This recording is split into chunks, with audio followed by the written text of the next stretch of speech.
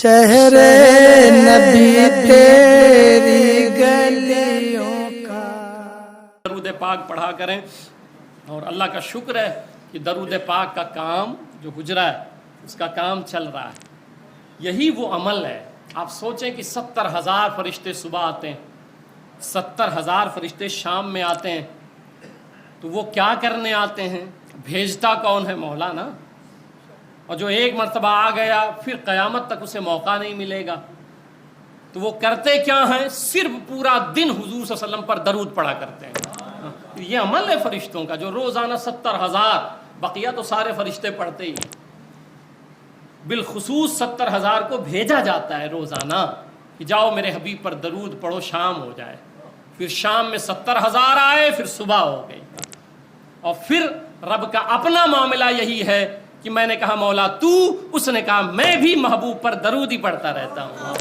ان اللہ و ملائکتہ یصلون۔ تو اس لیے اپنی زندگی میں اس کو شامل کر لیں۔ میں بارہا سمجھاتا ہوں آپ کو، اپنی اولادوں کو سکھائیں۔ دسترخوان پہ بیٹھے کھانا کھانے، میں نے بتایا کئی مرتبہ، اور ماشاءاللہ کئی گھروں میں شروع ہو گیا۔ آپ اس کو ہلکے میں نہ لیں۔ جب آپ بوڑھے ہوں گے، یہ جو بوڑھے بیٹھے ہیں نا، آپ ان سے پوچھیں کہ اس وقت جو اولاد ہے نا ان کا دل تڑپتا ہے کہ میرا بیٹا مجھ سے بات کرے، مگر وہ بیٹا بات کرنے کے لیے تیار نہیں رہتا ہے، اتنا بزی ہے، جبکہ انہوں نے اپنی پوری زندگی کھپا دی ان کے لیے۔ ماں ایک کونے میں بیٹھی ہے، بیٹا آیا، کام کیا، نکل لیا، باپ روتا ہے، زخمی دل لیے ہوئے ہے، مگر سنے کون؟ اس لیے میں پھر سمجھا رہا ہوں کہ اس عمر میں آپ بھی آؤ گے تو ابھی سے پرورش اولاد کی بڑی اچھی کرو، عاشق رسول بناؤ۔ جب آپ کا بیٹا عاشق بن جائے گا، حضور صلی اللہ علیہ وسلم محبت کر بیٹھا، تو جب وہ محبت کر بیٹھے گا تب کیا ڈرے گا کہ نہیں اگر ماں باپ کا دل میں نے دکھایا تو میرے آقا ناراض ہو جائیں گے، حضور صلی اللہ علیہ وسلم ناراض ہو جائیں گے، تو پھر وہ ڈر جائے گا۔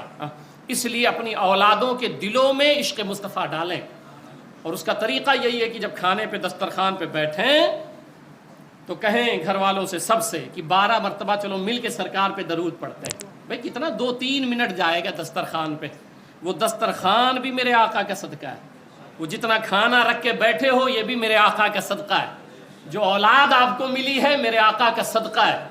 تو پھر کیسے صدقہ کا اتارو گے آپ؟ تو کم سے کم اتنا تو کرو کہ دسترخوان پہ بیٹھو، کم سے کم دن میں کام پہ رہتے ہو آپ، رات میں ایک ساتھ کھایا کرو، ساتھ میں کھایا کرو، اس سے برکت ہوتی ہے۔ سب پورے گھر والے مل کے ایک ساتھ کھایا کرو، اس سے برکت ہوتی ہے، ٹھیک ہے، اس سے محبت بڑھتی ہے۔ اب سب کھانا ہی کھانا ہے، تو 24 گھنٹہ آپ نے ادھر ادھر دیا، کیا 2-4 منٹ اپنے سرکار کو نہیں دے سکتے؟ تو سب مل کے درود پڑھ لیا کریں، 12 مرتبہ 7 مرتبہ جتنا ہو سکے، اور پھر کھانا کھایا کریں، تو اس گھر میں برکت اترے گی، جس گھر میں درود پڑھا جا رہا ہے، ٹھیک ہے۔